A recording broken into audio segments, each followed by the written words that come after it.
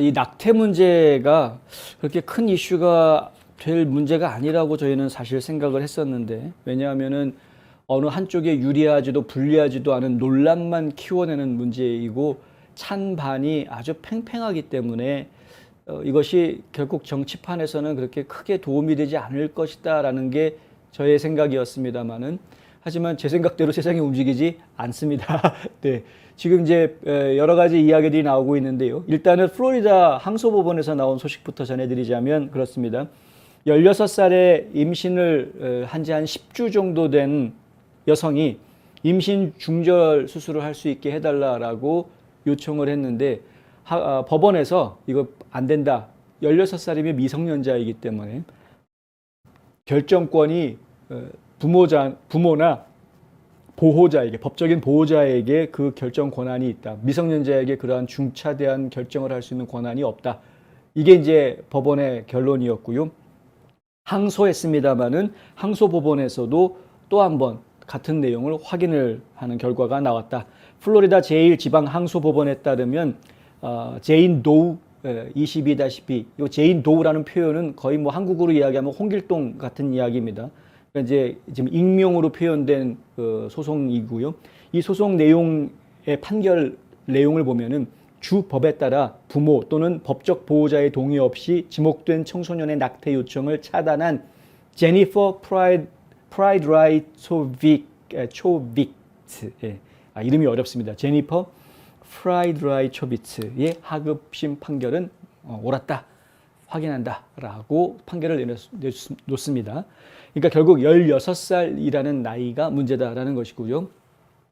지금 이 사연을 보면은 약간 좀 안타까운데, 뭐냐면 이 16살 됐다라는 이 임산부는 임신 한 10주 정도 됐는데 부모가 없답니다. 부모가 없으니, 나는 친부모가 없으니 내가 낙태를 할 수 있게 허락해 달라라고 법원에다가 요청을 했던 거였습니다.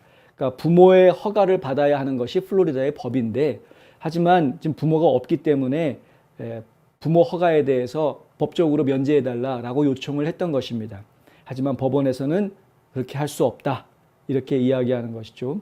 이 16살 미혼모는 이렇게 이야기합니다. 아이를 낳을 준비가 나는 되어 있지 않다라고 이야기하는 거죠. 인생에서 트라우마를 경험한 젊은 여성들을 돕기 위해 고안된 프로그램에 참여하면서 지금 검정고시 준비도 하고 있다. 나는 앞으로 인생을 제대로 살겠다. 하지만 아이를 낳아서 내가 기를 수 있는 그런 상태가 되지 못한다. 그러니 이 아이를 낳지 않을 수 있게, 낙태할 수 있게 허락해달라. 이렇게 청원서를 냈던 것이었습니다. 하지만 법이 그것을 허락하지는 못하는 상황이죠. 이 아이가 그럼 어떻게 해서 아이를 임신을 하게 됐느냐, 뭐 이런 이야기들이 그 뒤에 이어서 끊임없이 뭐 이야기거리가 나올 수 있겠습니다만은, 그러나 일단 법은 법이죠. 플로리다주의 법은 18세 미만의 소녀들이 낙태를 하기 전에는 부모나 법적 보호자의 서면 허가를 받도록 규정하고 있습니다. 따라서 이 소녀 같은 경우에도 부모가 없다고 하더라도 자신을 지금 양육권을 행사하고 있는 자신의 법적 보호자가 이 낙태를 허용한다라는 서면 동의서를 써주면 되는 거예요. 근데 그것을 받지 못하는 상황이기 때문에 지금 이제 법정까지 오게 된 이런 상황이다. 그것을 우리가 한 번 더 생각하게 만드는 부분이 있다. 누구나 다 사연이 있습니다. 누구나 다 사연이 있고 자기 사정이라는 게 다 있는데, 사연과 사정 이런 것들은 개개인에게 굉장히 중요한 것일지는 모르겠으나, 낙태를 허락하느냐 아니냐에 대한 분명한 기준과 문제는, 이거는 좀 분명한 선들이 좀 있어야 되는 것은 사실이다. 낙태에 대한 이야기를 제가 조금 자세히 오늘 전해드리고 마무리를 하려고 하는데요. 플로리다주 같은 경우에는 15주까지는 낙태를 할 수 있게 되어져 있습니다. 엘라바마주 같은 경우에는 6주면 안 됩니다. 임신 6주가 넘어가면 낙태할 수 없게 되어 있고요. 지금 상당히 많은 주들이, 어떤 주는 15주, 오클라호마도 아마 15주인 거로 알고 있는데요. 어떤 주는 15주, 어떤 주는 6주, 또 어떤 주는 또 21주 뭐 이렇게 되어 있는 주도 있고요. 어떤 주는 아예 임신 기간과 상관없이 무조건 안 돼, 이런 주도 있습니다. 상당히 좀 험악한 주들이죠. 각 주마다 다른 이 낙태 문제가 바로 이건데요. 여기 보면은 이제 제가 화면을 아예 좀 크게 띄워드리겠습니다. 까만색으로 표시되어져 있는 주들 보이시죠? 이 까만색 표들은 낙태가 다 불법은, 무조건 낙태가 불법입니다. 뭐 텍사스부터 해가지고 루이지애나, 미시시피, 엘라바마, 뭐 이런 것들 보면은 이제 낙태가 불법으로 되어져 있는. 그리고 이제 좀 회색으로 표시된 주가 딱 한 주 눈에 보이는데, 회색으로 표시된 주는 불법인지 합법인지 확실하게는 파악이 안 되는데, 하지만은 낙태 시술자가 없는 주, 이제 그래서 회색으로 표시가 되어져 있고요. 그리고 지금 빨갛게 표시된 주는 합법이기는 하다. 이제 카디악셀 액티비티라는 게 이건 이제 심장 박동이, 심장 박동, 그러니까 심장 박동법이라고 보통 이야기하죠. 그러니까 조지아주도 그렇고 지금 테네시, 사우스캐롤라이나 뭐 이런 곳들이 이제 그런 심장 박동법들을 가지고 있는 곳들인데요. 이 빨간 주들은 보통 6주로 이야기할 수 있습니다. 6주. 그래서 태아가 심장 박동이 뛰기 시작하면은 낙태할 수 없다. 이렇게 되어 있는 곳이죠. 보라색으로 표시된 곳이 15주 이렇게 되어져 있는 곳이고요. 그다음에 이제 파란색으로 표시되어져 있는 곳이 뭐 18주, 20주, 22주 이런 식으로 이제 각 주마다 색깔에 따라서 좀 다른. 그리고 이제 하늘색으로 표시된 곳이 24주가 되어져 있고, 녹색, 이 연두색, 녹색으로 표시된 부분들은 이제 아예 합법적인. 그러니까 예를 들어서 지금 알래스카 같은 경우에는 임신 몇 주든 상관없이 무조건 합법입니다. 낙태가. 알래스카는. 하와이도 그렇고요. 워싱턴주도 지금 그런 상황이고. 그러니까 임신 몇 주 뭐 이런 것과 상관없이 그냥 낙태 언제든. 이런 주마다 서로 좀 낙태 문제에 대해서 다른 법들을 가지고 있죠. 이것이 선거 이슈로 지금 갑자기 급부상을 하고 있는 그런 상황이다. 특별히 이제 최근에 플랜드 페어런트후드라는 단체에서 총알을 잔뜩 준비했다라고 발표가 나오면서 이것이 더 선거 쟁점화되는 그런 모습을 보이고 있습니다.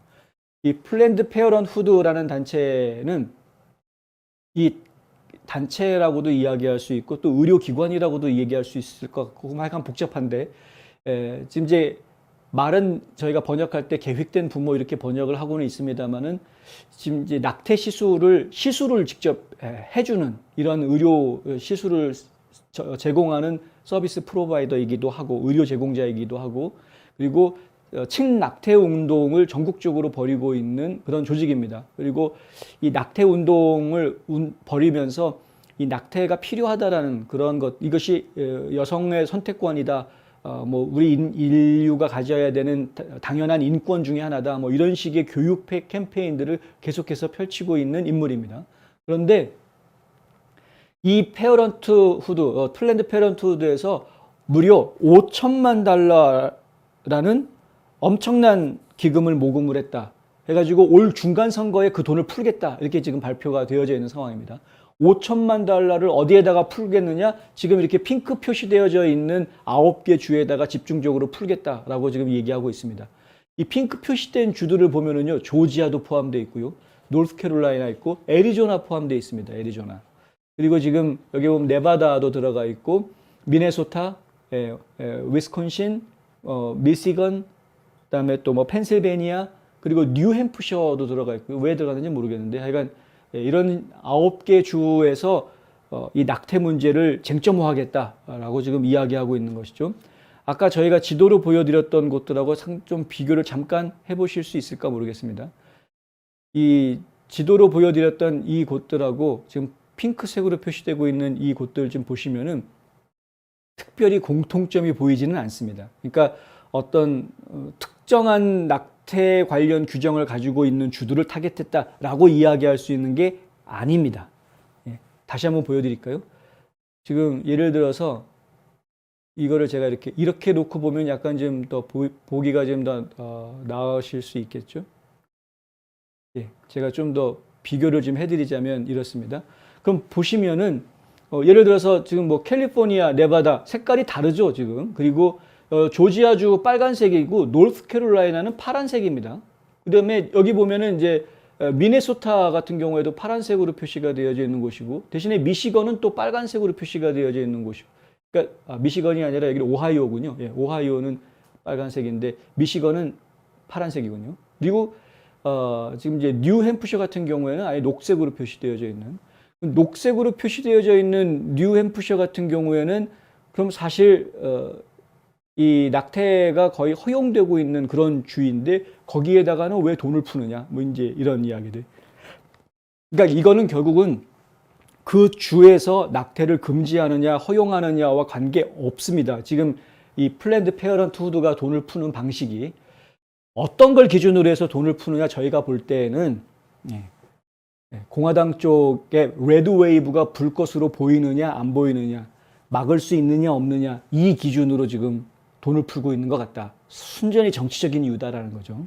진짜 속셈은 낙태가 아니라 정치적인 이유인데 그런데 낙태라는 이슈를 들고 나왔을 때 그 정치적인 운동이 먹힐 수 있는 지역들을 나름대로 계산해서 뽑아낸 곳이 이 9곳인 것 같다라는 게 이제 저희의 추정입니다. 그렇게 생각할 수밖에 없는 거죠. 아까 지도 보여드린 것처럼 낙태를 금지하는 법이 있기 때문에 이걸 없애기 위해서 그쪽에다가 집중 투자를 하겠다. 이런 거면 제가 이해를 하겠는데 이 주들이 그런 주들이 다 그런 주들이 아니거든요. 어떤 주는 낙태 반대하지만 어떤 주는 낙태 허용해주는 주도 다 섞여 있기 때문에 그게 기준이 아니라서. 어쨌든 결국 계획된 부모에서는 이렇게 이야기하는데요. 이번 중간선거에서 누가 이기느냐가 한 주가 낙태에 접근할 수 있는지 그리고 국가적인 낙태 금지에 직면할지를 결정할 것이다 라고 이 단체에서는 이야기를 하고 있는데 아까 보여드리고 설명드린 대로 실제로는 그 기준으로 이 주들을 정하지를 않았다. 돈 쓸 주들을 정한 게 이 기준이 아니다라는 겁니다.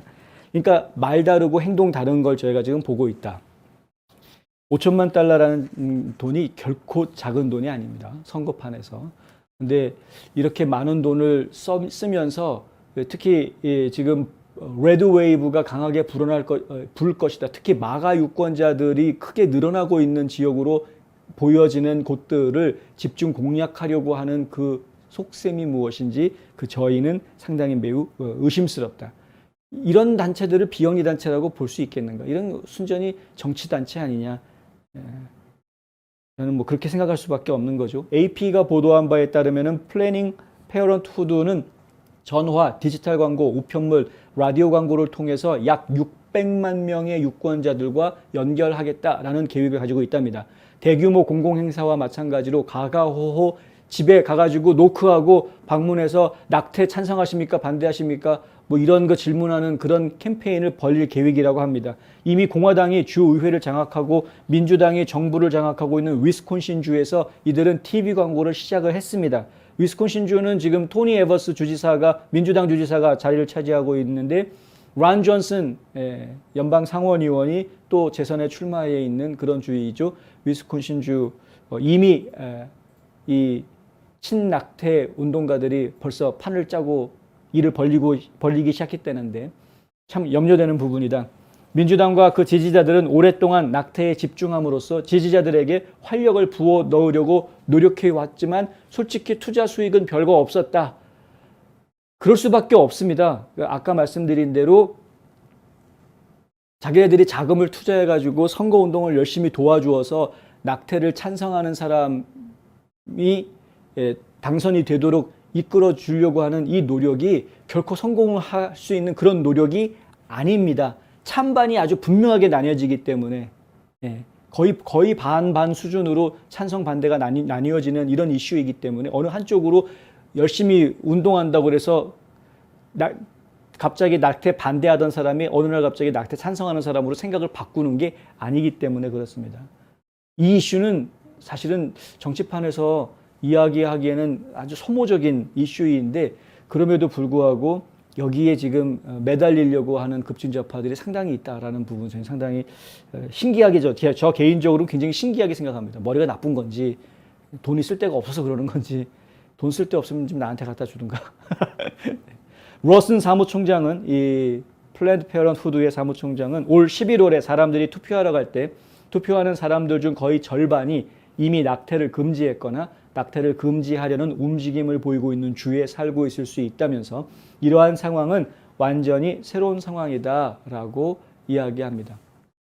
과거에는 낙태 이슈가 그렇게 큰 이슈가 아니었을지 모르겠지만은 지금은 얘기가 달라졌다라는 거죠. 로 vs 웨이드 판례를 뒤집으면서 연방대법원이 그 판례를 뒤집었기 때문에 지금은 굉장히 큰 이슈가 될 수 있다라고 지금 주장하고 있는 겁니다. 그런데 그들의 주장대로 낙태가 정말 빅 이슈가 될 것인가, 이번 중간선거가 낙태 선거다라고 이야기할 수 있는 수준이 될 것이냐, 저는 솔직히 아니라고 봅니다.